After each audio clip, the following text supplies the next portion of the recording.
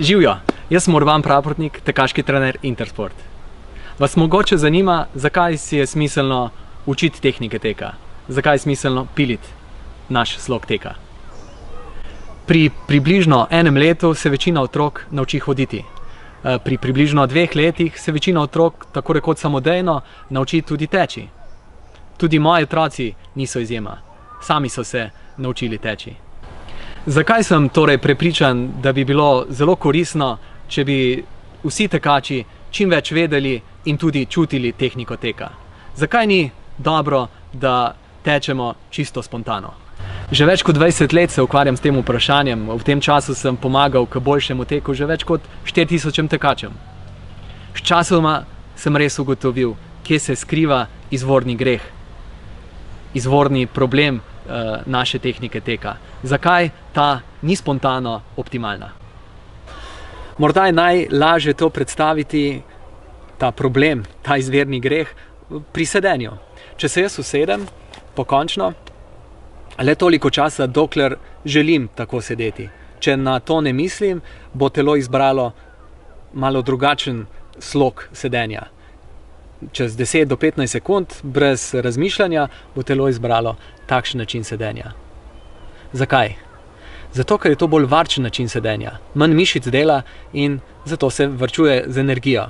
In ta varčevalni program se pojavlja povsod, pri vseh držah, pri vseh gibanjih. Vedno telo išče način, kjer bo lahko nekako z manjšo vključenostjo mišic opravil določeno stvar.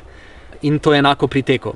Problem pa je, da ne tečemo več tako, kot smo tekli včasih. Naši predniki v paleolitskem obdobju, to je 95% našega časa obstoja človeka, anatomsko modernega človeka, so ljudje, naši daljni predniki, tekli, hodili vsak dan velike razdalje, med 6 in 16 km. V tem času pa niso tekli po asfaltu, niti ne po makadamskih poteh. Tekli so po, na primer, takšnih gozdnih poteh, kjer je polno kamenjev, korenin, skal, različnih vej, ki jih je bilo treba preskakovati in tako. In takrat ni čas za varčevalni program.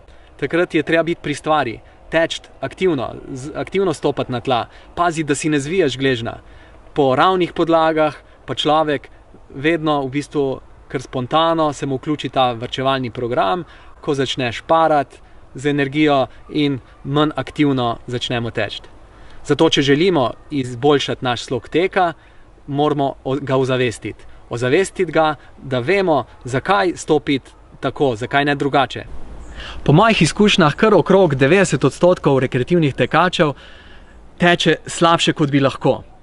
Žal se večina od njih tega ne zaveda. Zaradi tega imajo tudi slabšo tekaško izkušnjo in ne vejo, mislijo, da je tek pač takšen. Bolečine v kolenih, kolkih in tudi v hrbtenici, vzrok za njih je velikokrat v slabši, trši tehniki teka. Z bolj elastičnim slogom teka pa tečemo drugače. Tečemo v bistvu bolj lahkotno, počutimo se, kot da smo za 5 do 10 kg lažji in tudi manj utrujeni smo. Kajti svežina, ki jo dobimo z lahkotnimi, hitrimi koraki, je ta, ki nas dela večje uživače v teku. Največji tekaški dosežek je, ko vzljubimo tek. In s pomočjo izpiljene, dobre tehnike teka je to veliko lažje. Vabim vas na moje tekaške delavnice, 3-urne tekaške delavnice ali na individualni trening tehnike teka, pa tudi na skupinske treninge, kjer se trudimo tudi izboljševati naš slog teka. Želim si, da se kmalu srečamo.